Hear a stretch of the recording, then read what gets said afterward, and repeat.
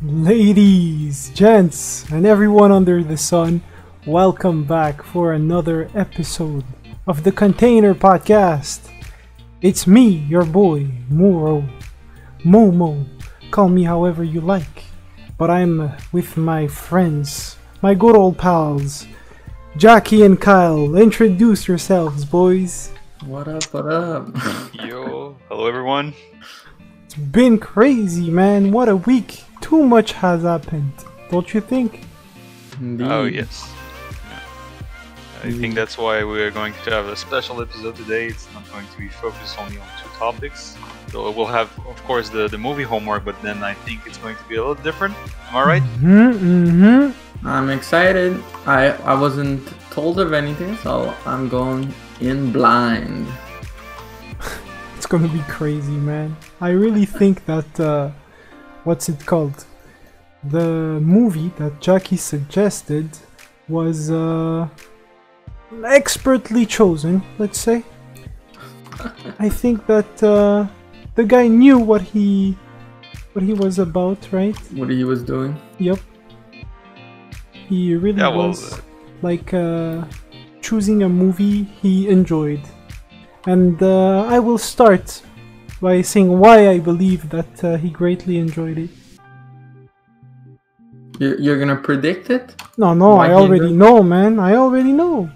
No. Oh, okay, you guys. Shoot. It's his movie. He knows. Imagine, right? Imagine. So we get a movie where we have this little Japanese boy that has a dream of becoming an airplane engineer. He really sees himself. But didn't he want to become a pilot beforehand? No. But then because he didn't have his glasses or something. Yeah, well, at the start, this is what he says. Like, I but think it was very pretty young. early on. Early on Yeah. that he switches. But it I on. think it's like the first 2 minutes. He's like, "Oh, I want to become a pilot, but I'm blind as a fucking bat, so I can't." I'm too nearsighted, he says. No, Yeah. I think Kyle is right. I think he said I'm blind as a fucking bat. I think that's the actual quote. The exact quote. Yeah. We're not changing anything here. You guys are crazy remembering stuff like that. No, because I usually what I do is before we watch any movie, even if I saw the movie yesterday, I reread a summary just for me to get it fresh in my mind. And I read it around noontime, and I remembered that. I think, and it's not a very important detail, but I just wanted to mention it. Yo. Anyways, carry on. Yeah, so, he really wants to do that. And I'm like, oh, okay, so future engineer, I see. And then you see that it's actually serious. The guy grows up very fast in the movie. We're not too interested in his childhood. And we're immediately, pushed into a time skip that makes us skip all his early childhood up until his university years, where he takes the train and they are facing a terrible natural catastrophe where an earthquake hits Japan and destroys everything, and it shakes the land, and it does some spectacular visuals. I thought that the audio and the animations were so on point. It really left me with my jaw dropped. And there was a cute little scene where you see that he not only thinks about his life, right? He's a guy that really tries to help some people out, and he sees that there's this girl and her, how do you say, the guy that not the guy, the girl that accompanies her through her trip. It's like a maid? The maid? Yeah, I guess. Yeah, the maid. So the maid, she's like a little bit older than our main character, so maybe past her 20s, in her 30s. And she gets like really fucked up because of the earthquake and everything, and her ankle breaks. And he's like, "Yo, I got you. I'm gonna put my my shirt. I'm gonna roll it over. I'm gonna put you some kind of ruler and to make it fix and not not like moving all the directions, and you hurt yourself even more, and I'm gonna carry you. And then the little girl was like super impressed. She was like, yo, you don't have to do that. And he's like, no, no, no, we gotta go to safety, right? And the safety, from what I understand, Japanese people seem to do this naturally. They go to the mountain, and yeah, they exit the city. There is a mass of human people, and they go there, and then on the mountain they see that it's very crowded. Some people need water, some people need some special care and everything, and there is not much. But he finds a way to repurpose his shirt, and he tries to be helpful, right? He goes ahead and like sponges some water off clean water, and then gives the water to the maid that was really thirsty. And he was like, well, I got you guys, I got you guys. And then they were like, yeah, but we live near, and you could like go to our place and get some help there. So that's what he does. And when he does, and everyone thanks him for everything he's done, saving the daughter, the maid, and everything, they're like, yo, what's your name? And he's like, yeah, goodbye. And that scene, I think it's amazing, bro. I don't know if you guys have any thought about that exact scene. Well, I think it really that's a scene that describes the main. His name is Jiro, right? Or Jiro. Like it explains him perfectly, right? It's like that's his character. He's a selfless man, just helps people, and then no thanks in return. Just he goes on with his life. Which is absolutely crazy in a world that's shaken by something that is like menacing your life directly. I thought it was completely crazy. I was like, this guy knows the stuff. Like in my philosophy, right? If you're somebody that does the exact same thing, and as Jiro, you don't try to take any credit for it. Like you're like, yeah, you don't even need to know my name. I just did what I had to do. I don't need the thanks. It's like the good deed, the reward hasn't been taken for like life right here. You're taking it for the afterlife. You're like investing for that. You're like, bro, I don't need your thanks, man, but I need that good deed for afterwards. So I don't need to divulge who I am and like, Yeah, well, if I think yeah, it's good if you see it that way, that you're thinking, well, maybe is putting some in the bank for the afterlife and everything.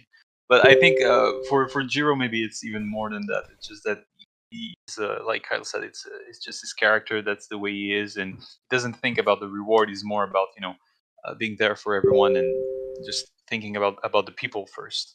And any way he can help. I don't think he thinks even after for this afterlife. Oh, I'm sure about it. I'm absolutely sure about it. I was not like putting some beliefs on him, but I was comparing it to my system of belief. If you try to take credit here, it's done, bro. So just think about it two or three times. Do I want the credit for my life here, or do I want to invest it? Start investing, boys.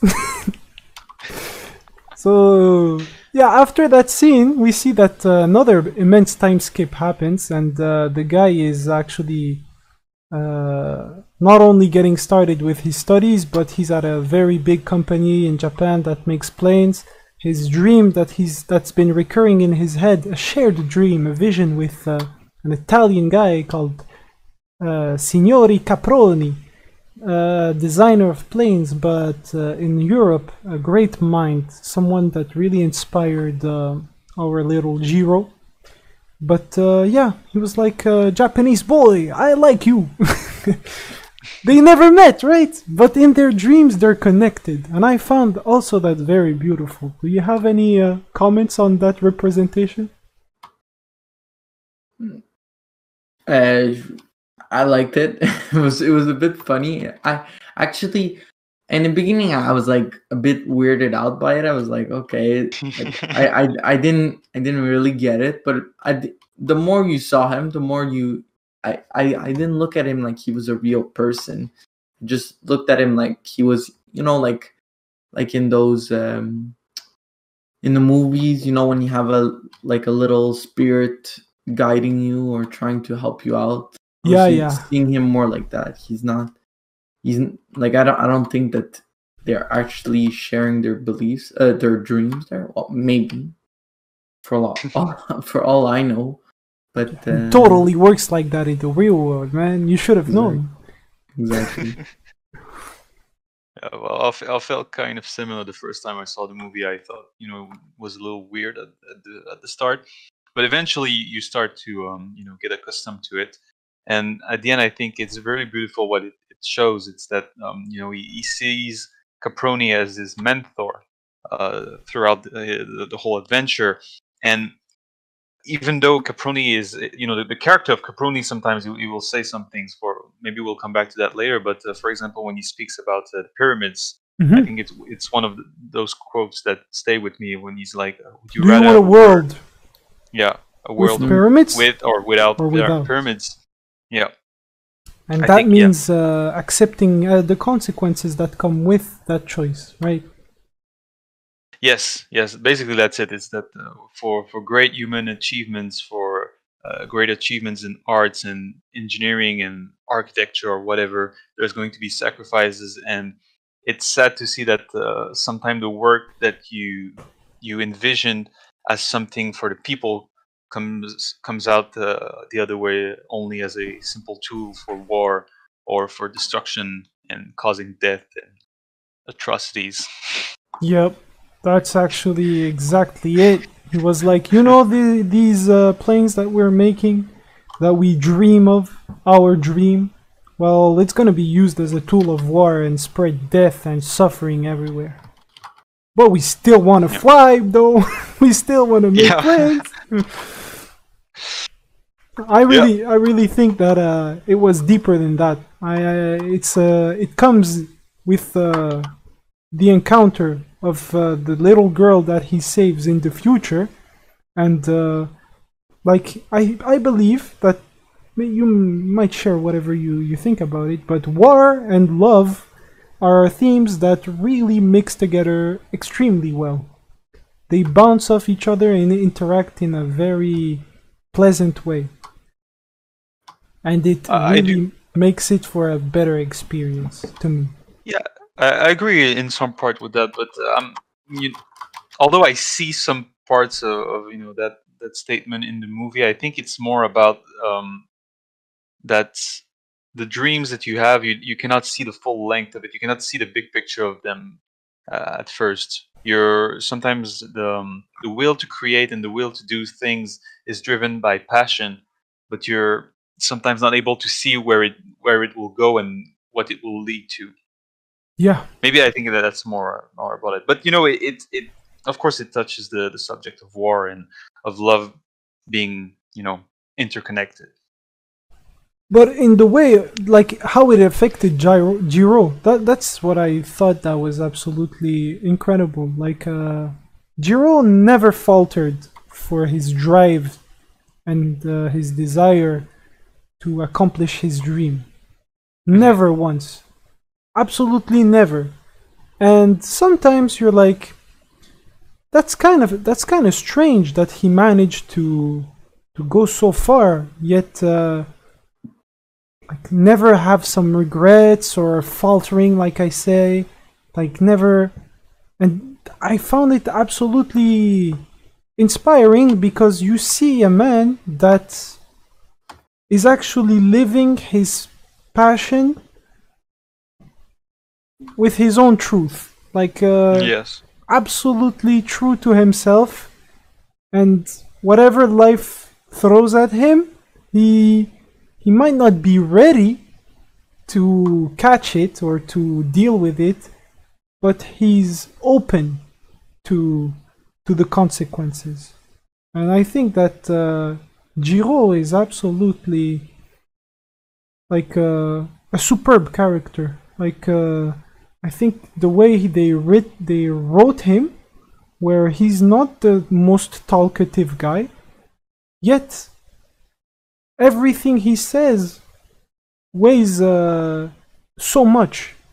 Like in I don't know how many phrases of his friend, his good friend, the engineer, that like they climbed up the ladder together. They were like best buds, and more than that, they were promised to be expected to be Japan's, like in French we say la relève, right? Like the next generation that will take the flame and like push Japan to the next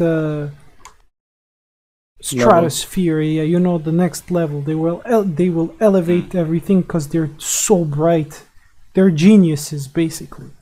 And they fund their travels to Europe to see the world, and then we come to the part where we're exposed to the actual real world, because you're like, yeah, it's a Ghibli movie, it's gonna be not tied to reality, but then you got Tokyo, you got Japan, you got well, it's based on a real story, it's on real exactly people. And then you go to, what's it called, Germany, the Dassault, right? You go to I think he went to not France, maybe he did travel the world, and then there are talking about politics and regimes and people that were in power at the time, and I found it like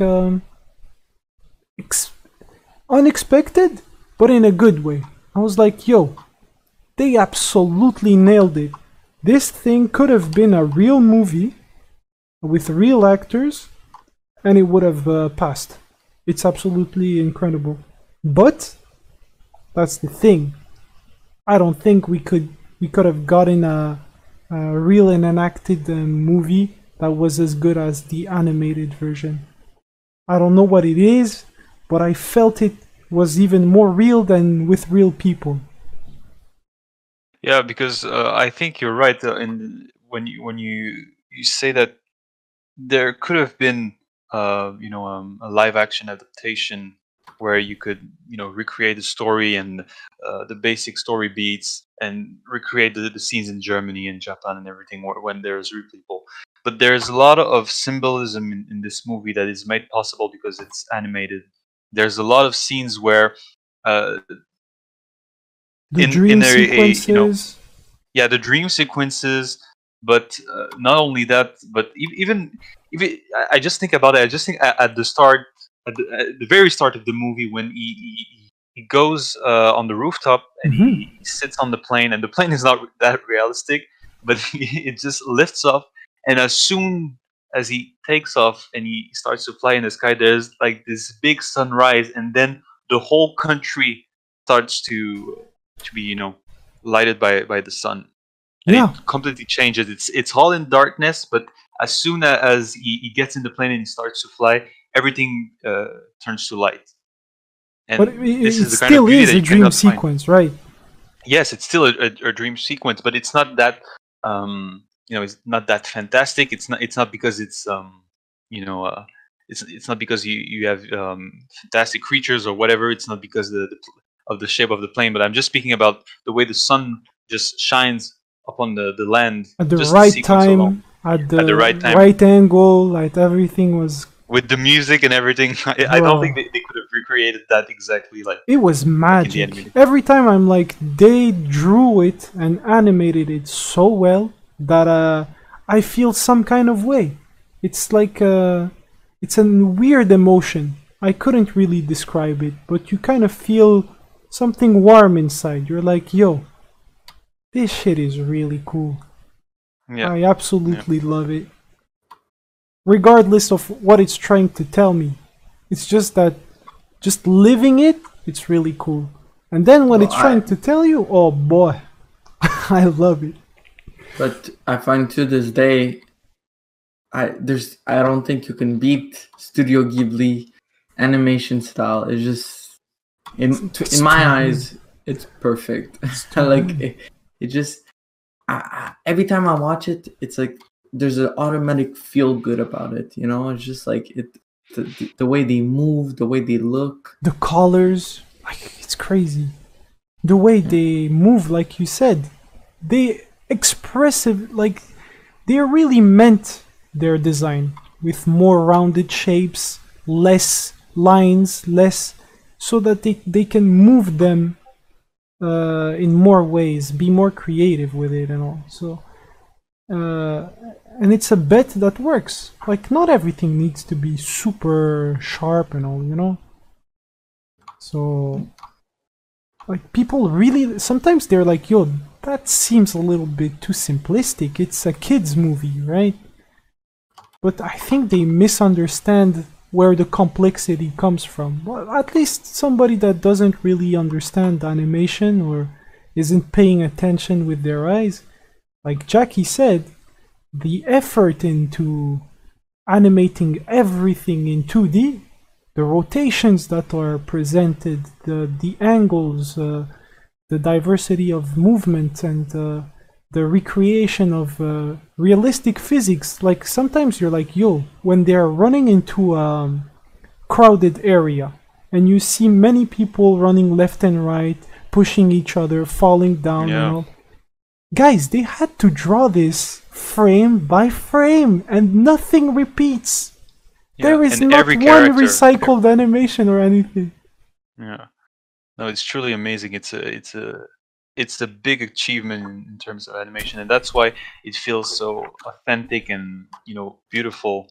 It's because you can see all these moving parts independently in each side of the frame, but it all comes together and it creates an atmosphere, so that when you look at the screen and when you see the scene, it's not only something that it's happening, it's the whole atmosphere of the environment, and it comes out as a whole, and you in a kind of way you can feel it, like you're just there, and that you're inside the movie and you're in this particular place at that moment. Yes, you're experiencing well said, the same Jacky. feelings. Yeah, it's exactly that. And then we talked a lot about the earlier parts in the movie, but the heart of the movie goes into the design of like the first airplane that Jiro will supervise from start to finish and make fly and perform to a higher standards that is even expected. But to reach that point, you see him fail a lot, and so many failures, and with every failure come a lot of problems, financial problems, where they pull their support, they have to change completely directions. They're like, okay, no more of that model of plane, we gotta go and try and do a bomber or something like that. And you see all those things going on with his job, but at the same time he meets again this girl he met on the train years back in a hotel he goes to relax and to get over that depression he's going through. That's how I understood it. Yeah, that's basically it. Because at the I rewatched the movie today, and I clearly now remember the sequence, because it hits me every time. It's that you see him on the field testing the plane. So he's on the ground and he's just watching the pilot go around with the plane, and it's his design and it works. And you can see the plane fly and everything's going well. And then it cuts and you see him on the train, and he goes to the countryside and he goes to the hotel and everything. And then when he enters his room, he just lays on the floor and he looks up, and then there's a flashback and you see that the plane that we were watching that was working fine crashed and broke down midair. Completely destroyed. Yeah, completely annihilated, and then there's another sequence where he's just standing in front of the broken plane, torn apart in pieces, trying to figure out, like many times before, what went wrong, what can be improved.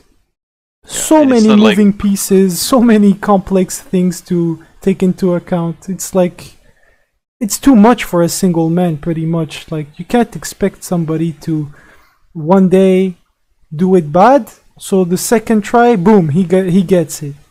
And it's not his second try. It's not his third try. It's been a while that he's been trying, and it hits him hard. Yeah, and I think that the way they put out the sequences this way, I think it hits the audience also even more, because you think for a second that there it goes. There we have it. He has the right design and it works.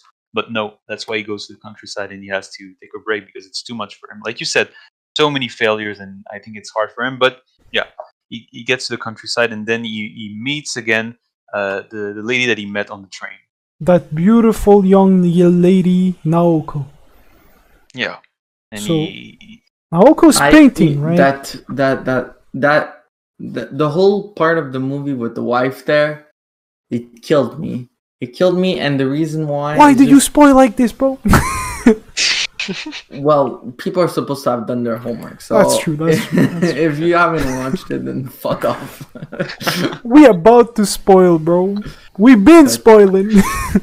But, yeah, it's just hard to watch there. It was just... I think it's because I've had because of a video game there that we played there, Red Dead Redemption 2. I'm sure. I think it just hits because it's the same sickness that's present in both of them. So I remember when playing Red Dead Redemption 2, and you get, again, I'll try to not spoil, but I am gonna be going on a bit of spoilers there, where you learn that somebody has tuberculosis, TB. Yep. And you know that, and then first thing you do is you go Google TB, and you go, when was the vaccine or the antibiotics invented for TB? And then you learn that it was in 1949, and you're like, fuck. That sucks. So they're gonna die, and you're like, shit. I like these people, but anyways, such is life. Huh? I was very, very shocked to see the actual illness mentioned. I don't know if you guys saw that, but in Japanese animation or in anything related to maybe the general public or kids made in Japan, they say mysterious illness, something, right? They never want to say cancer, TB, anything. Okay, all right. I don't know if you ever noticed, but never. No, I never noticed. I never noticed, but I believe you. They're like, yeah, she has a strange illness that makes her cough a lot, right? So the symptoms are clear. Or it makes the high temperature or something like that, fever. But you'd never know, like, they never say, yeah, it's that legendary fever that we had, like, I don't know how we call it in English, but that killed I don't know how many people, or the plague or something like that. It's always something like esoteric, mysterious, Yeah, they never say a specific thing. So when they said it, I was like, yo, this is even more real than I thought, right? I was like, okay, so it's bad. It's really bad. It's gonna be bad, bro. But I'm like, okay, so I already know. I'm like, I already know what's gonna happen, but that's not what's important right now. And the character and the world really express it well. That whole sequence in the hotel, to me, is probably the best part of the movie. I don't know if it is for you guys, but to me, it's absolutely incredible, because we start from a depressed Jiro to finishing. Let's not go straight to the end of that sequence, but he meets a German engineer too, or at least someone that's very aware of the politics and everything. Yeah, everything related to Jiro's field and ties. So he's like, yo, it's gonna blow up. It's gonna be bad, and I want you to know it, right? And you kind of understand that he's maybe sort of a spy or something, but the power in place in Japan is going to run after him. They want his they want him. They want him dead. And everyone that might have sympathized or I don't know, silenced or they want to target that. They called it the thought police. So you got that guy that talks some sense into Jiro, and informs him. You got the father of Naoko herself, Jiro. The staff, the hotel is beautiful, right? But Naoko is an artist. Naoko paints. Already there, and the method also of painting, the kind of painting, and everything about her is so like precisely chosen to represent something. I felt it was so full of symbolism. I was like, bro, Naoko. We all need a Naoko in our lives, bro. Naoko is incredible. The way that they designed her in contrast to Jiro, it's like perfect. And you already understand, right? When she tells him, I have TB, you must know that. And he's like, yeah. And like, I don't love you since this stay at the hotel. I've been totally in love since the first time we met at that train. Which was a little creepy because you don't know her age back then, but Yeah, but I think he was young also. Like we'll try to give him a pass on that, So, yeah, it's very pedophile-ish, but whatever. Japan has some other perspectives on the thing, so. So yeah, I found it very beautiful. The dad that's like, I don't know, really, and the German that's like, aren't you happy? Jiro is such a good man, and your daughter is such a good girl. They will make a perfect and happily married couple. I am so happy for your daughter and for you, sir. Congratulations. And he's like, I guess I have to marry her, bro. I guess I have to. That scene was really good too. And yeah, just to piggyback off that Mr. German guy, he was singing in German. A lot of German was spoken throughout the movie, and I was like, bro, that's why the guy loves the fucking movie. That's why Jacky loves it, bro. I could understand, like, Verboten when they were, like, at the plane, and he was like, yo, bro, you don't go there. Yeah, it's out of the contract. You guys are the... Like, you could copy our design or anything. And I was like, yeah, I understood that word. But anything else? Nah. In Italian, though, I kind of understood everything Caproni said, so...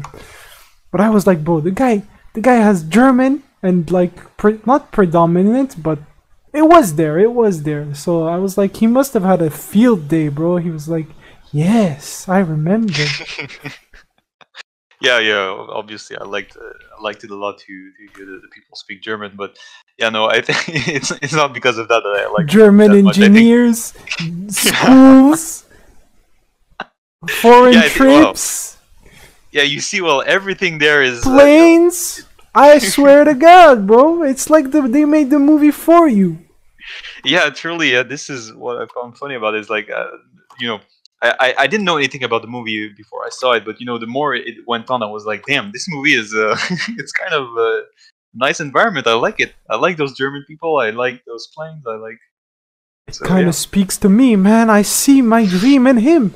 But I found it very like incredible. Even as someone that's a little less directly implied into these fields, I really enjoyed everything about them, right? I was getting interested. I was trying to decipher what kind of matrix and things that he was doing and calculating. And that legendary part where he begins concentrating, right? And it kind of, the pages fly out of nowhere and his hair flies back. We were like, yo, this GIF, we know this GIF. Yeah. But I never knew that it came from there. Well, you see, this is what I meant at the beginning when I said, some sequences that are not, directly in the dream, or even if they are, they could be realistic, but it's just that the use of animation really gives it a proper spirit, I think. And this, the sequence where the pages are just flying off and he's almost lifting his spirit as he's writing the equations and as he's resolving the problem of of the wing, and then the boss comes by and he's like, "Oh, excuse me, what you're doing?" And he's like, "Yeah, I'm improving your wrong design. I'm going to make it better." It was so good, and the way they I found that the engineers had such a profound respect for the people at the production, the people that were piloting, the people Yes, that yes, were that's true. giving their all to make their dream come to life. The seminars they had during the night, like the dedication, Oh yeah, it was that seminar. absolutely beautiful because we were talking about crunch culture and everything. They were kind of Yeah. crunching, but to me, right, it didn't seem like it came from too much from the management. It seems like there were a bunch of passionate people that were really Yes. trying their best to make it happen. And I think, yeah, that's the only case where we can say that crunch is, okay, it's correct to do it this way. If everyone is on board and everyone's passionate and everyone wants to work extra hours, I think it's beautiful to see. It's really beautiful to see that there's, they're able to work as a team, and engineers, but the people working, on the technical parts and the mechanical parts and the pilots. Everyone is working as a whole group, as a complete team on each part of this plane to realize the dream and to be able to create this Japanese-made plane. And they're so like in behind. They're like we're 20 years in behind from the German people. It's gonna be so tough and all. And they're like, no, man, we'll just like go to them, look, get inspired, ask questions, and work hard, and we'll make it eventually. And they never, like, even when he got depressed, right, which is human after all, but he kept going in the end. And one thing that kept him going was his wife Naoko, because now they're married, right? Let's go back to the timeline. They're married, and they go back to Tokyo. And in Tokyo, no, my bad. She goes to the sanatorium. No, she goes, to Tokyo, but her house. And he goes back to his work. And she has very bad day or night where she starts coughing blood and in quantity. And her dad, he's like, you might want to take the fastest train, the first one that you can take to come and see your wife, right? Which he does. Like, he does his best to take some of the work he was fighting to get done on time, and goes on the train, works as he's trying to visit her. And what a scene! That scene was so good, where you could see that he was very, very emotionally touched by what he was reading, but he was also extremely, like, he was in the grind. He was really trying his best to make it happen. So he had like his love life and his dream clashing like that and making it hard for him. And he didn't want to choose. He chose both. But it was so hard for him that he couldn't help but cry as he was resolving mathematical equations on his way to her. But when he got there, she was maybe not okay, but still alive. And that was a surprise to me. I thought she would be gone right there. And then, I don't know for you guys. No, I think it still stays a little. It is a Studio Ghibli movie, so it is more. Of course, this one I think it was more adult than the other ones. Yeah. But they usually I find Studio Ghibli's always, like, some stuff can happen that are bad. For example, like she passes away and everything, but there's always a bit of it's stuff is good is gonna happen. You know what I mean? So I wasn't expecting her to be dead or anything. Maybe it's a logical way to see it, right? But I thought that they would show us how he would deal with grief from that moment on. But they actually showed us in the end. But we're getting ahead of ourselves. Jacky, did you want to say something for this scene? I mean, yeah, I think there's one scene where he comes in the room and she's laying there and she's not moving at first. I was holding my breath. I was like, oh god, shit. But yeah, no, she was still alive. So it's so that wasn't the moment. But yeah, so basically he goes back and forth to see her, and then she comes live with him, and then I think that's where when he marries her. Actually, it's like when he goes to his It's not friend, official, they marry. right? No ceremony before then. Yeah, but then afterwards it's official, and then she stays with him for a moment, and then no, actually at first She she goes goes to to the the sanatorium. sanatorium, yeah. Yeah, and The after she place where decides they to come live take with care him. of sick people in the mountains, where the air is cleaner, and they have like a lot of things that they adapt for the people that are suffering similar illnesses and things like that. So it's like the best place she could be to try to get better. That's what she says, right? I'm gonna work hard at getting better while you work hard on your dream. Exactly. But eventually she finds it too hard, to stay apart from him. So she decides to come in and move in with him. So they live together for a moment, and then At on his the day boss's place. where yeah, at the the boss's place, and then on the day that they're testing his final design, she leaves because well, I was like, yeah, maybe. she's gonna try and surprise him and watch the event with him. And when I understood, bro, it fucking wrecked me. This scene, of course, it's very sad when she leaves the house with she leaves the three letters on the desk, and then she takes the bus, and she's like, I don't want to be seen this way. I don't want him to just come home one day and find me dead in the bed. So I'll just leave. I want And him I to think that's remember me as I was when she was yes, like kind of yes. healthy, kinda. And at the moment that she leaves, Jiro is on the field and he's watching the plane and he's testing. And at the moment to do the speed test where they start a timer and they try to figure out the speed of the plane. At the moment that the plane passes just in front of him, he's not looking at the plane. He's just looking, uh, at not at Naoko, but he's looking in that direction In because the he feels distance that something is wrong. where the wind rises. Yes, yes, but he's not looking at the plane. And another great scene from this movie. There's a lot of great scene. I liked a lot of scene, but yeah.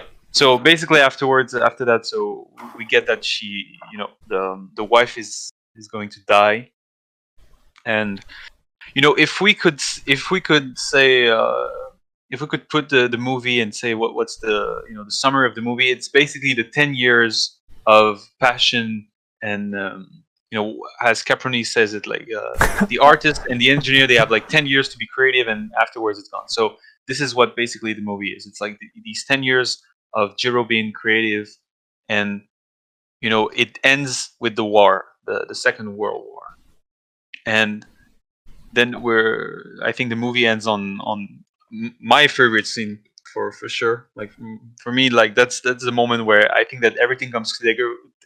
Everything comes together Yeah. with that line when he says, Caproni's like, "Oh, there's your plane," and he's like, "None of them came back." Yep. And I think, yeah, for me that's the part that hit me the most, because it all ties up the storyline with Naoko and the passion that he had when he was a kid. Is that his dream of creating an airplane was possible, and he was able to create this plane for Japan. With the help of his friend, he was able to close the gap of technology that Japan had for 10 years, maybe more than 10 years. Mm-hmm. They were behind the German, they were behind the United States. And this is what's interesting, is that when you look at Japan today, you know that they're not behind anymore. Then they're in front.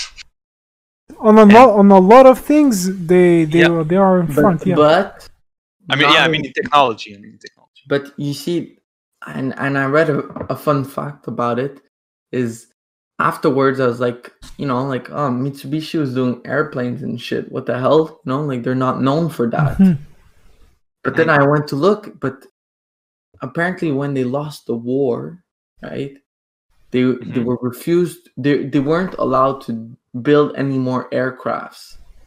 So all their smartest brains started putting all the resources into building cars instead. That's why there's no Japanese made planes, or maybe there is nowadays, I don't know, but I'm saying they've never been known for being builders of airplanes and stuff like that. Yeah. But that's why the car industry of Japan boomed. It because blew up. they had all those smart people that would have worked on rockets and airplanes and all of that. Well, they were said, well, sorry, my guy, but your dream of building airplanes is gonna have to go to another.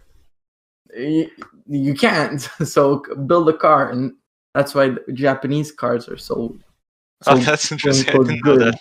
Yeah. They took over Fun the fact. world with their cars. Yeah, thanks for the fact, Kyle.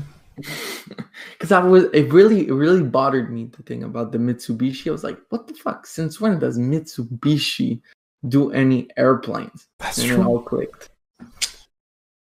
Yeah. No. Well, when I recommended the movie, well, no, not when I recommended, but when I talked about it the first time with Momo, when I saw it, I was like, the thing I like the most about this movie, it's seeing the loser side, and I specifically said the loser side, not the enemy side, because as we grew up in North America, the usual vision that we have a Second World War is how the United States and France and the UK save the world. The heroes Yeah. of the free world.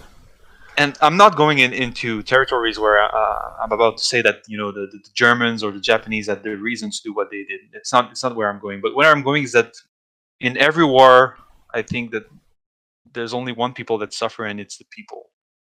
The people. I mean, like the people that are not in the high position in politics.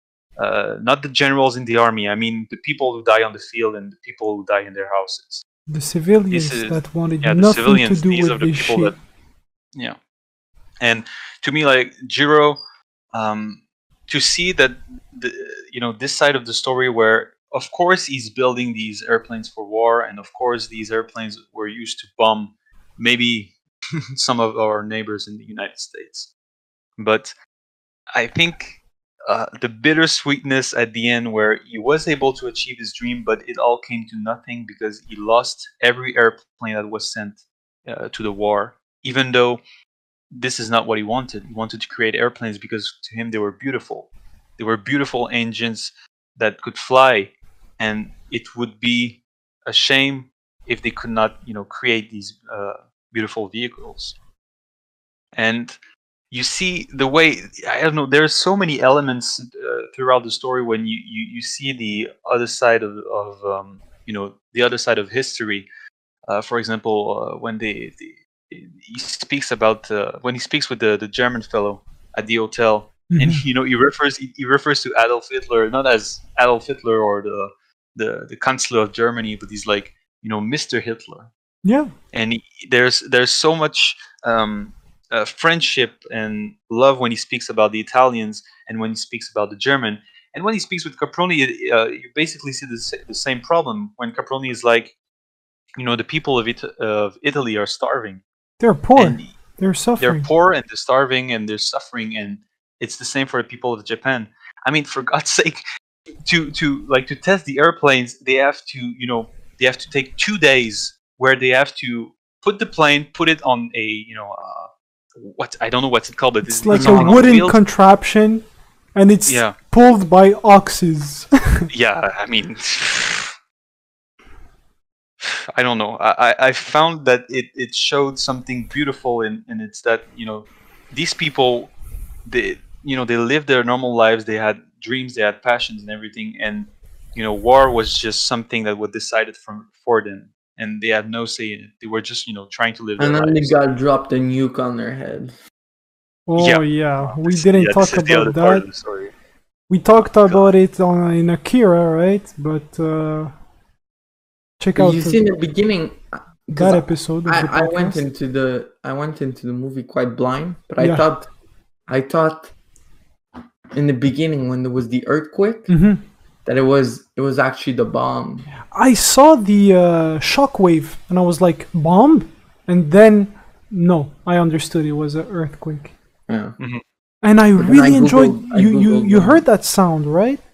The woo. Yeah. That shit. We never lived it because we're in Canada, right? We're blessed. But people that live through magnitude 7, 8 earthquakes, you hear some shit. If you believe in like some things that are out of this world, you think that you're living through a paranormal experience. Like it's scary as fuck. There are some strange sounds coming and very, very loud. And you're like, this is impossible. It's not the ground that's doing these kinds of sounds, but it is. Yeah. Scary stuff, I'm sure. Yo, you remember the pictures where everything was destroyed completely? I was like, oh my god, imagine living through that, and then you see time skip, boom, everything is rebuilt, and you're like, yo, the Japanese, even back then, we were memeing on them in like 2011, I think. Their massive earthquake that they had some like broken bridges, immense deep holes, and like you see a week after or 3 days after, boom, it's already repaired. And we were comparing to countries like Haiti, and you know, poor Haiti, man. It's not the same thing. It's just not the same thing. Not. But you know, sometimes when you have like this tire that you can use like a change tire, Yeah. I think they have like a change city that's just sitting there. Just Yeah, pretty much. Where's just go our get the backup in the stocks, right? Let's go get some replacement houses. Yeah. So yeah, I think I think that's basically it for the movie. I just I mean, at the end, as I said, sorry, how did you like the wedding ceremony? Traditional Japanese wedding ceremony. I mean, it was nice. I think, like, from what you're saying, I think you liked a lot. That story he had with his wife Naoko. I think that's what. I really did, because we never truly see the Japanese man that's grinding his life in his engineering projects and all, his more personal life, and to see it happen in that way, it was like amazing to me. I was like, oh my god, look at their strange culture and beautiful how do we say rights, right? Rights, I think it's the same word, the RITES, right? Yeah, I think it's I think it's the right word. So I think it was beautiful. I just I found it funny when his boss is he's tearing up a bit when he sees that, because for the whole movie he's like trying to be this very severe, hard man, very hardworking man, and he breaks a little bit when he sees Jiro, because he knows that he's a good guy in the end. It's like, Jiro, if you love your wife, you won't let her stay here. And then he says, my wife and I have chosen, and we're not going back on our choice. We want to spend our days together. And then he's like, you son of a bitch. Like, you should, but I understand. And then when he gives his blessing, like you say, he breaks, and he's like, yeah, well, I think the commitment that Jiro has with his wife, I think it's it's a parallel to the commitment he has to his passion. He's like, I know where this is going to, I know what it leads to, but I want to do it anyway because I love it more than anything in the world, and that's why he's willing to live this this short period of time with the woman he loves, holding hands as he worked. Yeah. Like those parts really meant a lot to me. Yeah. Like maybe some people would say, they're kind of irrelevant in the grand scheme of things, but I actually think on the contrary. I think it shows a lot on both of them. Yeah, that's true. No, I don't think they're irrelevant at all. I don't think. It's so pure, bro. I was really impressed by how pure this all was, and I was like, this sucks. This sucks for the people that have had the chance to find this person in their life and have so little time, but in the end, they found themselves. They had that chance, and they knew, and they took it, and they made the most out of it, and that's what I found absolutely superb and inspiring. And the famous quote that was repeated so much throughout the movie: "Le vent se lève, il faut tenter de vivre." It's like, okay, I guess the wind rises, you gotta try and live, but bro, when you see all this shit, the human condition presented under many facets, it's then that you understand the true significance of two simple phrases that shouldn't hold so much meaning in so little words, but they do. Yeah. You know, this was supposed to be Miyazaki's last movie before he decided, yeah, I'm gonna come out of retirement because my son is an embarrassment. Look at the CGI is done for the last movie. I don't want to see this movie.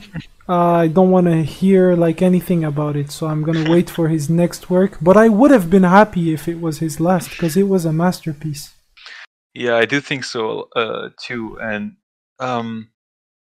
when at the end of the movie, this is what I've heard in interviews, that you know, in Japanese there are two words. There's come and live, that they sound similar. That they're two syllables word and they sound similar. And at the first time that he wrote the movie, he said at the end when he sees Naoko in dream, just before the ending, he sees Naoko in the dream and she says, "You must live." And the first ending of the movie, when you wrote the movie, she was not saying "you must live." She was saying "come with me," which is similar in Japanese. It's different in English, but it's and very creepy. It's it's very creepy. Yeah. You're right. It's kind of creepy, but you get the feeling that in his dream he sees her and she's like, "Come with me, come. I've been waiting for you. Come with me." Because it's the dreams have fallen apart in the end. But in the final version of the movie, what she said is, "You must live," and this ties back to the first time that they meet, and she's saying that famous quote: "The wind is rising. You must we must try to live."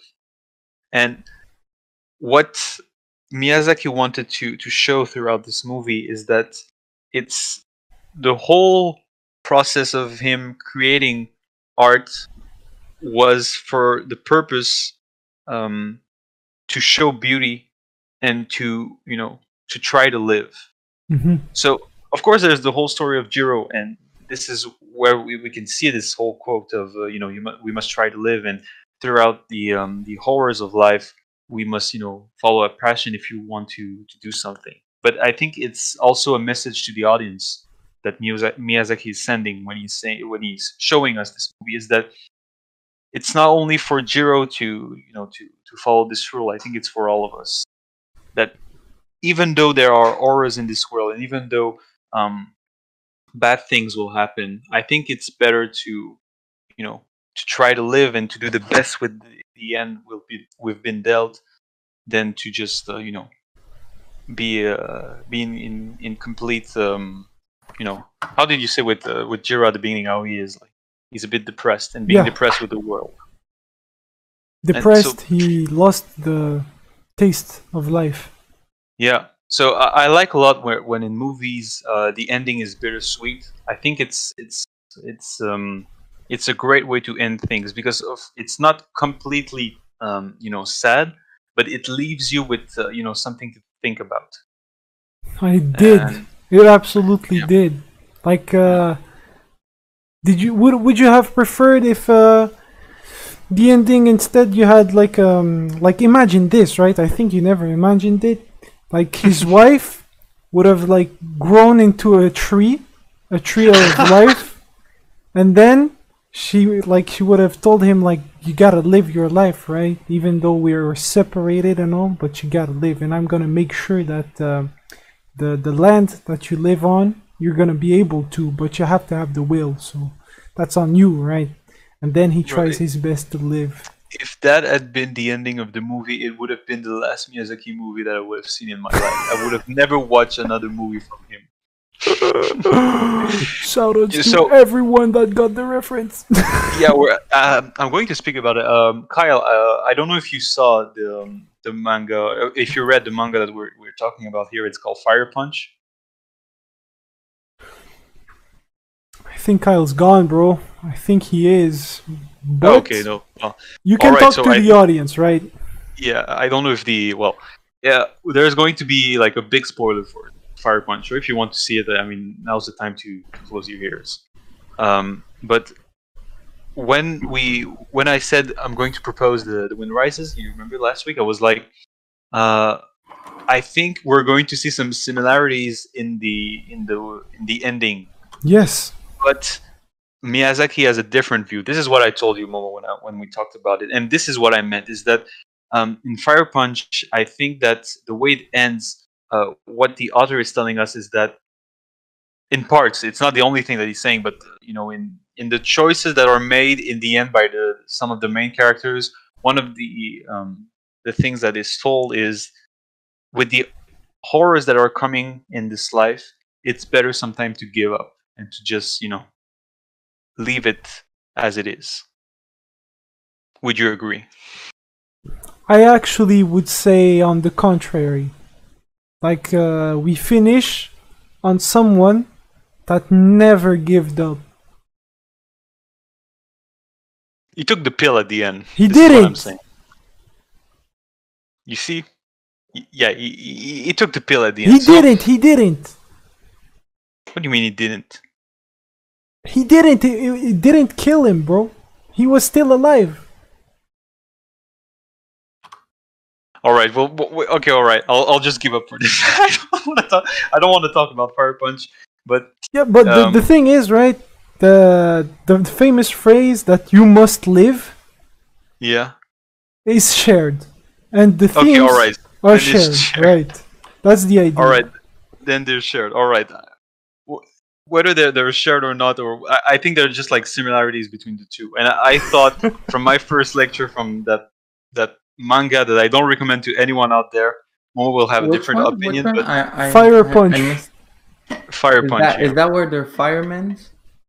Oh boy, I don't know, man. Or maybe not. Maybe I'm confusing with a different one. Fire Punch is a manga made by. Okay, it's not an anime. I think it might become an anime, but it's I hope Okay, not. I think I'm mistaking. I think I'm thinking Tatsuki another Fujimoto. fire something. Why you didn't like it?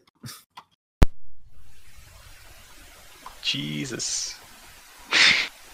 Like I said, I wouldn't recommend it to anyone out there. But Because it's I mean- trash, or it kind of is. Kind of is. Kind of maybe is. it'll be another topic for another podcast. I hope. Yeah, I think I hope so. there's Because a it lot was to say, but amazing, bro. It can't leave you indifferent. That's the good thing about that manga. all right, we'll talk about it. Like today, let's stick to the Wind Rises. But yeah, basically, I don't have anything else to say. I think I've said pretty much why I like that movie. I don't know if you have, You see, other things you want to. add. I really liked the movie. Mhm. However, Mhm. I thought it was still one of Studio Ghibli's weakest movies. I absolutely disagree. I think it's better than like My Neighbor Totoro or I forget what else one I want, but like I don't know. It was, don't get me wrong. I still gave it 4 out of 5, and it's a great. Like great right movie. now, give me your top 3 Ghibli movies that you've seen. I think I know them. For me, it's Spirit Away, Princess Mhm. Mononoke, and I think of it's Howl's Moving Castle. Okay, mine Yeah. are Princess Mononoke, Nausicaa of the Valley of the Wind and The Wind Rises. I And haven't yours, Jacky? Nausicaa there, so I can't say there. Yeah, me it's The Wind Rises, Princess Mononoke, and Only Yesterday. See, I haven't seen that movie yet, but Well, don't worry, it's going to be like my next movie that I'll propose is going to be this one. So okay. So it's a question of time. See, Good. I don't even plan to watch any more Studio Ghibli movies because I know you're gonna propose them. I've just got one other to propose because I mean the other ones I've seen, like you said, My Neighbor Totoro and Kiki Porco. Delivery Service, Porco Rosso. I've seen a lot of the Ghibli movies, and they're not. It's not that they're bad. It's just that it's not as masterful as these one that we've named. I think we can all agree on Princess Mononoke. Though I think it's the one that comes back lots of time. Yeah. Oh, absolutely. I still think it's my favorite one there. Me But, too. uh, The but, way it starts, bro. The way it fucking starts.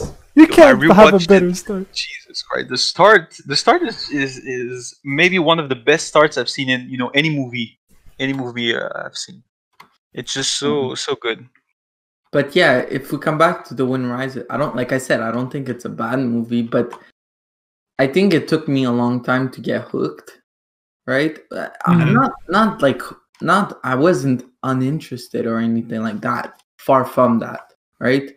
But I wasn't. I don't know. I feel like the beginning had a bit of that little magic that I'm used to from it. That a bit missing. Like it was cute. It was nice. I liked it. I was intrigued because it was like, oh, it's based on real life, and that's cool and everything.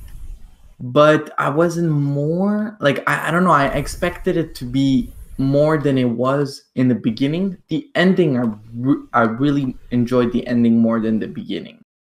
Right? Oh yeah, me too. I have to agree. Yeah. The beginning, I was a bit like, like it was good, but I don't get the hype. And then the end, really, I found that's where it.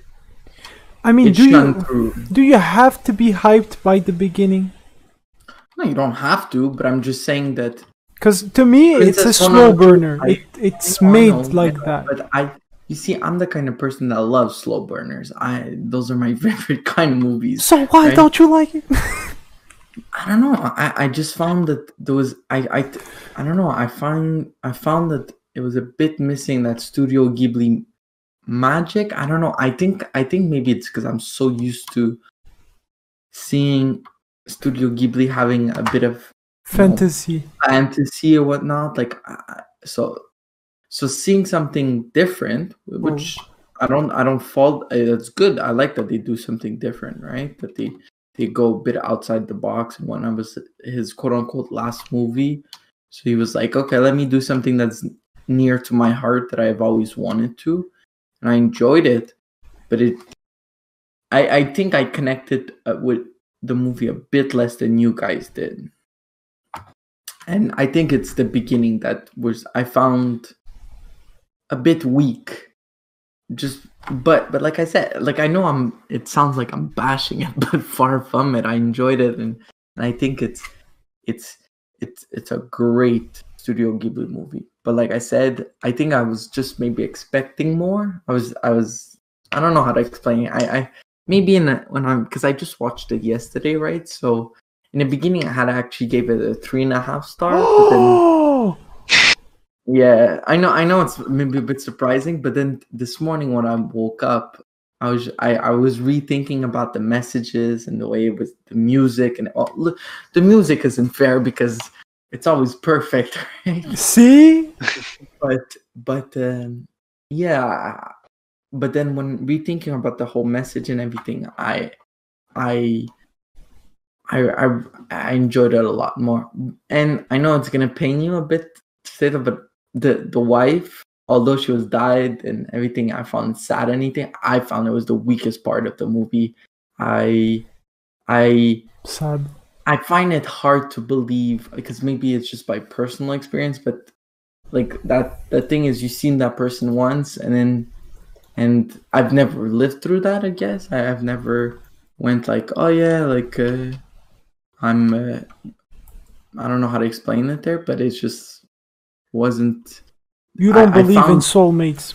no, I don't, and And it I kind of hurts you to think that you can feel such a strong no, bond but me, it's without like, spending. they're like, will you be my wife? And it's been one day, and it's I know it's a fantasy movie and everything, you know, like, but it's just like I finally it caught me off guard. I was just like, ooh, I don't know if I like that, you know, like You're too used to Tinder, bro. That's what it is.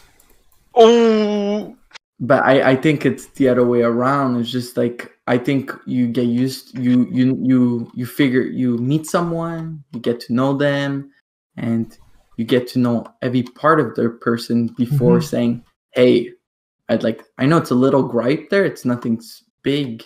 Like I said, I don't have anything big with it. No, I'm joking. at all. I'm Like just I said, trying to find some beef. No, I know, but I'm just saying that I think I was just expecting a bit more. Realism, you know? No, exactly. Everything It's like, felt so real, and then you come up to that, and then what? It kind of shook you.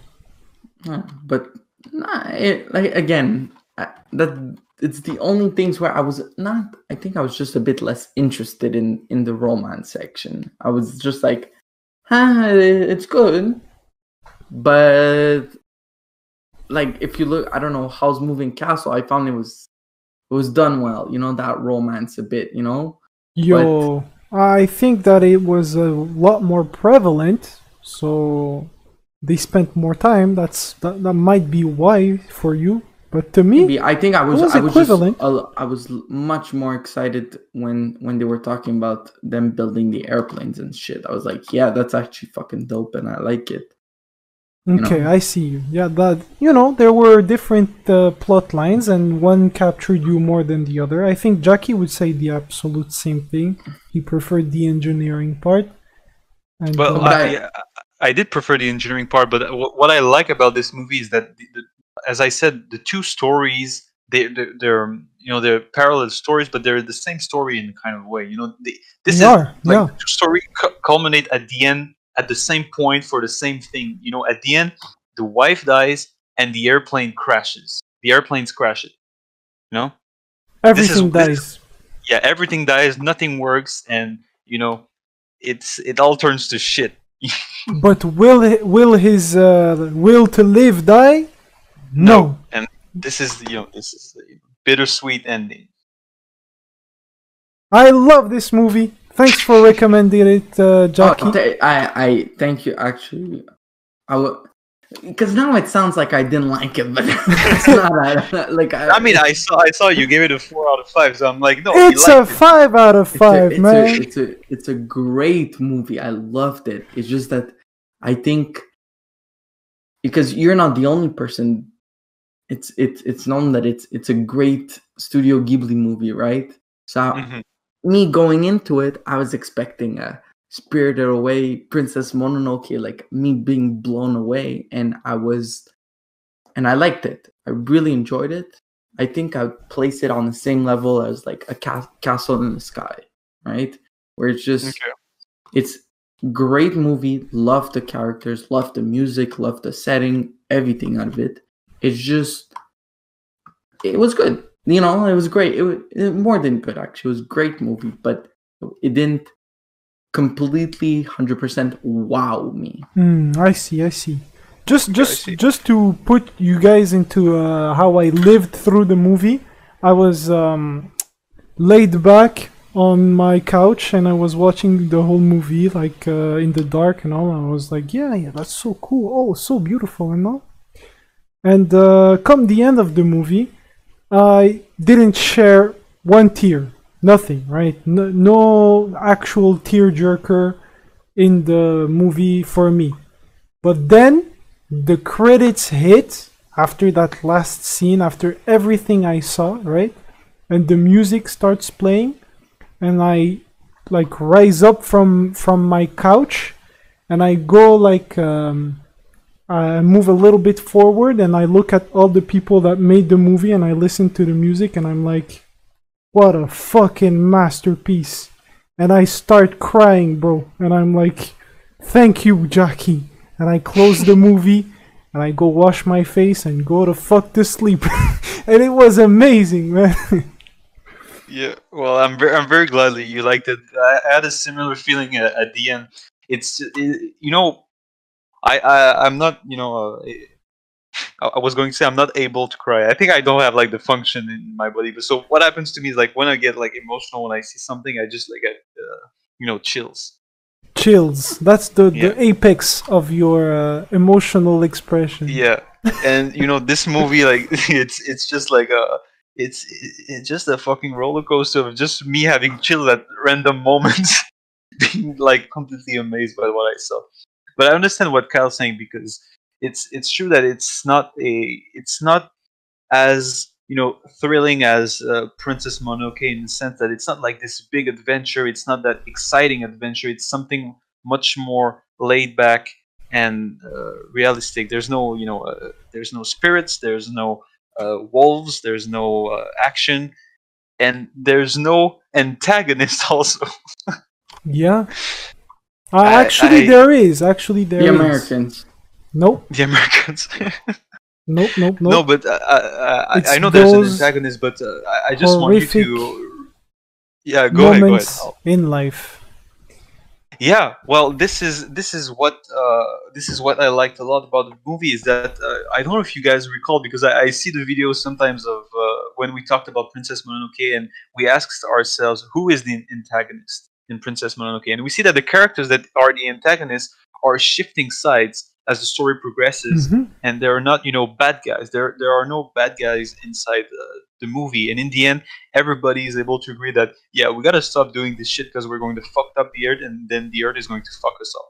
Like this is for Pretty those who haven't much. seen That's it, the this is like message. that's this message of Princess Mononoke.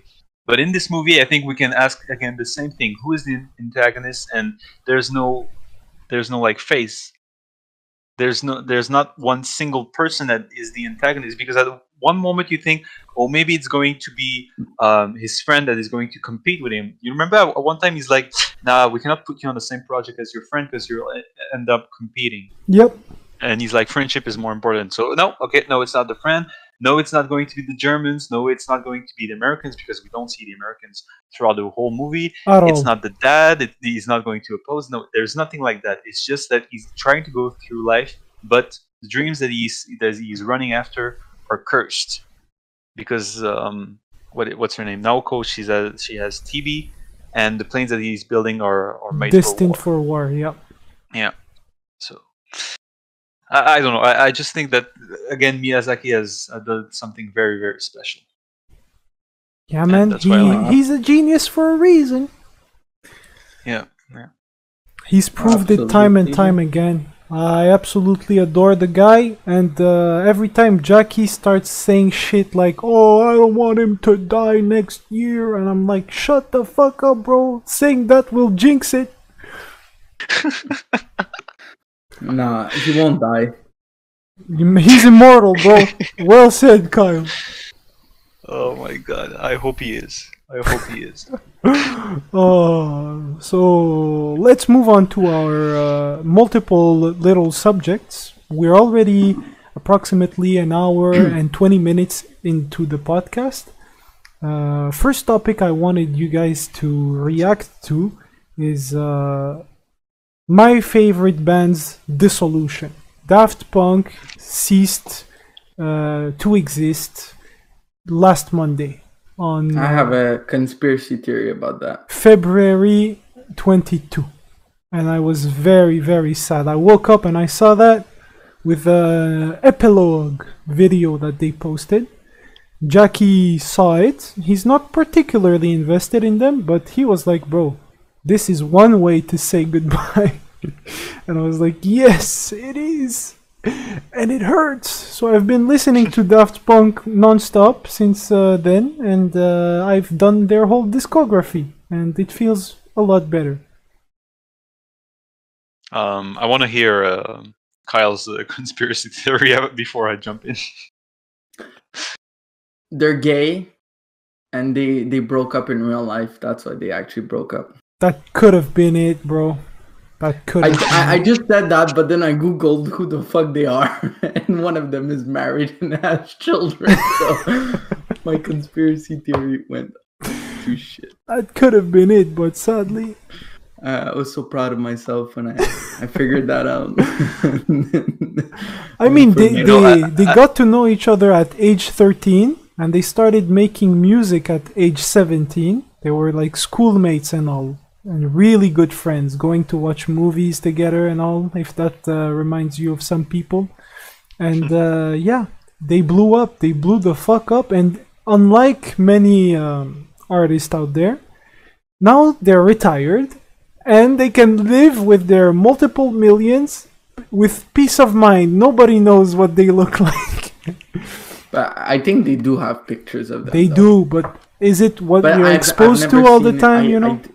I actually, right now, when I was saying my conspiracy theory, I clicked on I googled Daft Punk, and then I clicked on the names of the people. Yeah. But I didn't want to click on like images or anything because I don't want to see their faces. See? Like, That's important, man, because it was the whole point, right? That you don't need to see their face. You don't need to know what they look like. They might be the most handsome motherfuckers. They might be ugly as fuck, but I have one question for you though. Yeah? Like, I get it, but that, you know, it's sad and everything, but at the end of the day, they haven't released anything in like 10 years.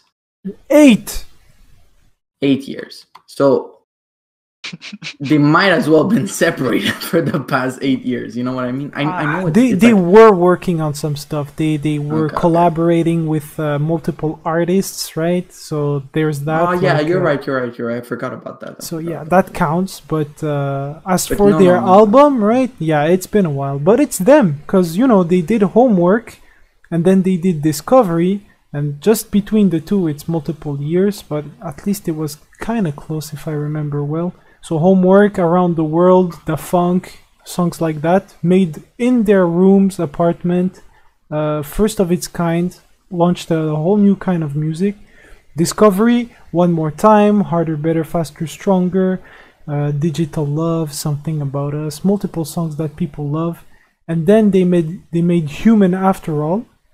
And then another like humongous time skip. Like it's 28 years, almost 30 of career, and they made only, let's count together, Homework, Discovery, Human After All, Random Access Memory.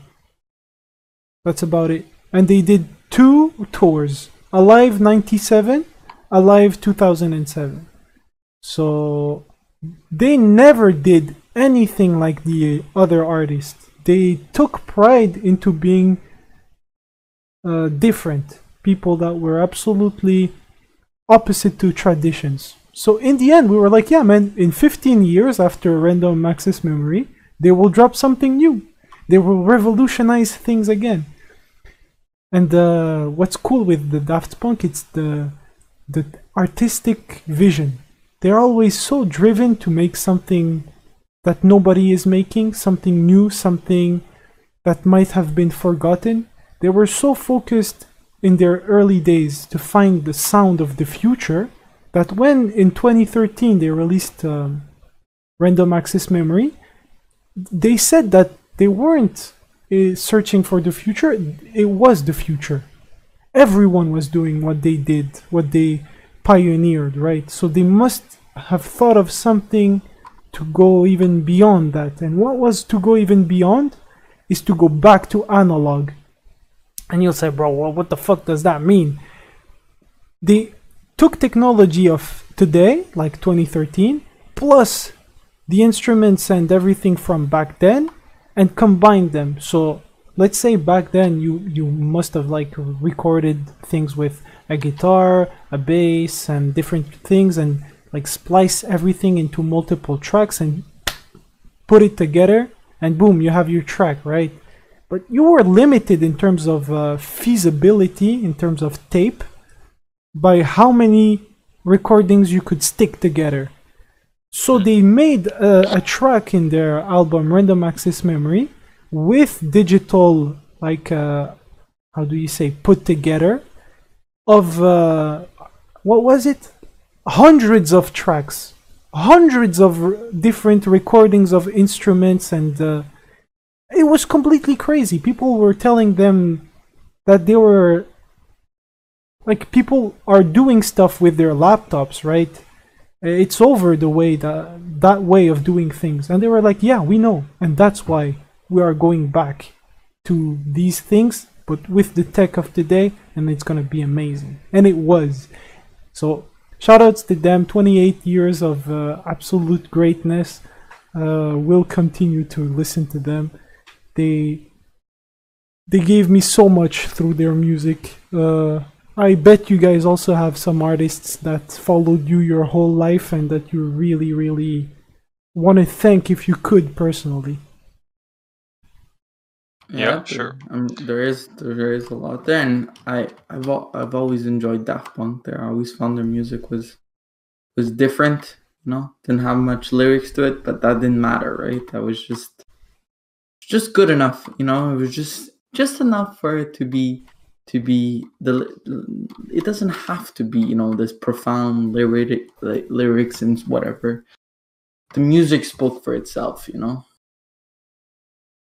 Absolutely. The second news that I wanted to talk about is the announcement that Nickelodeon, listen well, my boys. Oh yeah, I just read that. Is launching Avatar Studios. What is Avatar Studios? What? It's a division. What is that? Designed to create multiple animated series and movies based on the Avatar: The Last Airbender. The first project is untitled animated theatrical film set in the Avatar: The Last Airbender universe. Are you hyped, my boys? Absolutely. Jeez, I didn't hear about it until now. You caught me by surprise. It's big news. Oh god. Oh yeah, that's huge. That's huge news. Oh god. So I read that just before the podcast. Just before, and I'm like, holy shit, this is amazing. Oh, and it's with the original creators, I see. it's crazy, right? Damn. But Yeah, there that's was gonna a be good. previous news that rights were acquired by Netflix to remake Avatar: The Last Airbender. No, I'm not with gonna watch that shit. Sokka and Katara switched in terms of which was born first. So she's now the elder sibling, and they will age up everybody. And I think that they will essentially tell the same story, but since everyone will be aged up, there will probably be sexualized, and other themes will be inserted into the story, because you know, Oh man. you gotta sell it to the people. They want to see some they want to see some. Yeah, they want to see some kids doing it. That's Yeah, that's where we at. we didn't. I never said this. They aged them up. Remember what I said. Yeah, man. So yeah, are you hyped about that project on Netflix? No, not really. I'm scared because at one point, I don't know when it was, but I saw in the news that, you know, the co-creators, DiMartino and Konietzko, something like that, they were like, nah. Sorry, but the creative differences cannot be overpassed. We have to quit the project because we can no longer work with these people. And I was like, well, this is not good. This is not good news for this live adaptation. I don't think it's going to go well. I cannot imagine neither. it going well if the creators are like, no, we're not about that, and they just leave the project and they're like, fuck this. And what I heard about it, I'm not sure. Maybe this is rumor, so don't take it for cash. But I think that it's just as you said. You know, they're going to sexualize the characters and everything. And if you do that with Avatar, I think you're missing the whole point. Well, actually, if you do that with any characters, I think you're missing the whole point of telling a story. Ooh. But that's another subject. But this is what I think about that. I'm like, Avatar is good. You don't have to sexualize the character. You don't have to do anything. Just take the work as is and just do it in live action. It is already going to be better than any buffoon adaptation that you think you can make by sexualizing and aging up the characters or whatever shit you got in mind. Yeah, I mean, who knows? It might be good in the end, but I don't put much faith on it. Don't put any money on it. Oh, money, even. Like, faith, no? Money, yes? Who would be crazy enough to do that? So, and the last thing I wanted to talk about was that I saw 3 episodes of The Legend of Korra. And so I started that series, a series that what I've heard from a lot of people is very bad, hated, and atrocious, right? And my position on it... Wait, who says that? Like, so many people, they're like, yo, Avatar The Last Airbender was so good, they fucked it up with Korra, right? No. Wait, well, those people are fucking... There's a problem somewhere, because yes, Avatar The Last Airbender is hands down the better one, right? Hands down. But Korra is far from being a trash movie there. It's fucking amazing, bro. What? I was like, people are dumb as fuck. What is going on with them? Maybe I haven't watched the whole thing, right? But the premise, the character, everything is so cool, bro. The fact that we have a world that's been fast forwarded by a lot of years, that you can see the progress of what Avatar Aang and Zuko, their hard work gave, what fruits it gave. And you see Katara still alive, at least someone that we know and we respect, and like we wanted to see somebody from the old series that they did that, right? And I was really happy.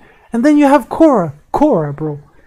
Korra. The fact that people say, oh my god, she's overpowered, or I don't know what, it's such a bad criticism to me, cause we are not telling Aang's story right now. We're telling Korra's story. Yes. And it's actually very well done. Her character traits, the fact that she was born that way, very in mastery almost of all the elements except of wind, the air bending, right? And why? And everything, it was so good. And then the principal, like the main antagonist, the people that want to go against bending, and that the chief has the power to remove bending permanently from a bender, just like Aang did to Ozai in the end. And it's a power exclusive to the Avatar. And he said a phrase that really struck me. I was like, yeah, the Avatar failed his duty, slash her, because she's a girl now, her duty with the spiritual world. And they confided into me. And I was like, yo, she fucked it up. She had to put a little bit more focus on making some contacts on that spirit world, bro. She must have been praying a little bit more. But yeah, that's what I liked about it, because it's in the beginning, it's you know, she has it so much more easy than Aang did. You know, like she's talented, right? She can do what the fuck she wants. She has no problem with all the except for air, like you said there. And then she gets it. Like, it's not even like so difficult. No. Aang took more time to master earthbending, for example. But however, the only thing is that her spirit world isn't the best, right? Aang that was easy for him. Super easy, because he was a monk, right? Exactly, but since she had it easy and she doesn't know how to, you know, not pray, but how you call it? Meditate, exactly. You know, so no, you'll see there. Like I said, I still think The Last Airbender is better. However, they're drunk people that say that it's not good. Like, yo, I'm sorry, bro. And the character design, Korra, is fucking amazing, bro. She is fucking amazing, bro. What a character design. giving her so much muscle like she has. I absolutely love it.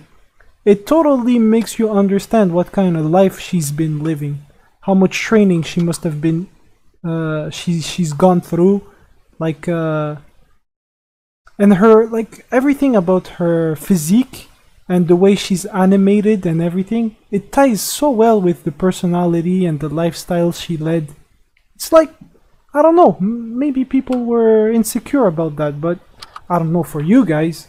But I do love my women that could whoop my ass. I absolutely love this shit, bro. It gets me going, bro. I live for this. Show me them abs, bro. Let's do an arm wrestling and blow me the fuck up, bro. That's what I'm waiting for. Oh well. All right. So yeah, the first season is pretty good, and you'll see. Yeah, I do agree Well- that first I think it's just that I think this is I like season 1. Season 2 is good, but I like it less. Season 3 I really liked it, and season 4 was my least favorite. I would say exactly the same. Yeah, I would say the same. You know, but there's I don't know. Actually, I don't want to say anything there, but there's gonna be a story that and one episode I think where they focus on not Korra specifically, and I find it's one of the best episodes, even with the Avatar: The Last Airbender. Okay. A little bit, I think, in the spirit of the different tales in Tales of Ba Sing Se. Yeah, close enough. Very, very similar. Good. So yeah, just so you guys know, I started watching it and I am taking a lot of pleasure out of the first 3 episodes. And I can see it going into a very good place. You can like, how do we say? You can use this story as a vehicle of a lot of values and messages. And I love it. Well, I'm excited that you're watching it, and we'll speak more about it when you're done. Good. So that's been it for us, my boys. Do you want to add anything, or maybe the next homework? Well, I had proposed Chernobyl, correct? But that's gonna be not next week. We're gonna take a couple weeks to watch that. Yeah. So I think it falls back to you again, correct? I didn't prepare for anything. Okay, well, we can talk about episode 1 next week. Yeah, Yeah. I think we can do that because, like Kyle said, Let's do basically it per last week episode. we proposed. Yeah. Last week. Well, maybe not per episode because what is it, like 6 or 7?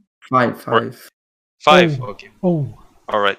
Yeah. So yeah, maybe not one per episode, but I think we can speak about impressions of maybe 1 or 2 episodes, depending on how much we'll see this Yeah, week. But maybe since, exactly. We'll see there. Let's say we watch 1. Well, Mhm. we'll talk about 1, and if we watch more, whatnot, so on. So be it. You know. Yeah, because I don't know if we'll see when we see it together and everything. But I'm pretty sure that if it's not next week, in 2 weeks, like we will be done, because it's only 5 episodes. It's going to go fast, I think. yeah. Yeah, I'm sure. I mean, they're not 20-minute episodes there. I think they're close to an hour there. But yes, Mhm. absolutely. Yeah. I don't think it's gonna take 6 months to watch all of them. Yeah. I hope And not. afterwards, Momo, you have to think about a movie to propose. That's true. I've been trying out too many games, it seems, and not enough But it movies. doesn't have to be just a game. It could a movie. It could be any form of media. That's That's true. Yeah, you can do any form of media. Oh, I am So, very inspired like, about other forms. I'm not saying, hey, go play a 600-hour game there. But I'm saying, Oh no, play the or- first 10 hours of or 5 hours of this. But exactly, it could be that, or even if it is, let's say 600-hour game, you can say like play the first 3 hours, right? And let's talk about it or whatnot. Exactly. Okay, well, yeah. Again, I really enjoyed the movie. I want everybody to understand that, not to take away that I didn't like the movie. It's okay. You hated it. It's fine. You can all go They on got now. the message. They got it. Yeah. Well, Bit right into Miyazaki's face. It's alright. We get it.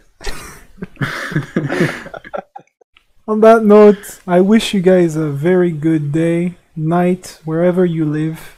And le vent se lève, il faut tenter de vivre. N'est-ce pas? Yes, absolutely. Yes. It was funny when they were saying it in their Japanese accent, though. Le vent se lève, il faut tenter de vivre. Oh yeah, I gotta say, like the German people speaking German, I'm sure as hell they were Japanese because the accent was funny also. I was like, this is... Italian too. It was kind of funny. Yeah, but they did a good job. Yeah. Yeah, they did a massive job. Props to everyone involved in that movie. Especially to your boy. The old man. So yeah, take care everybody. Ciao ciao. All right.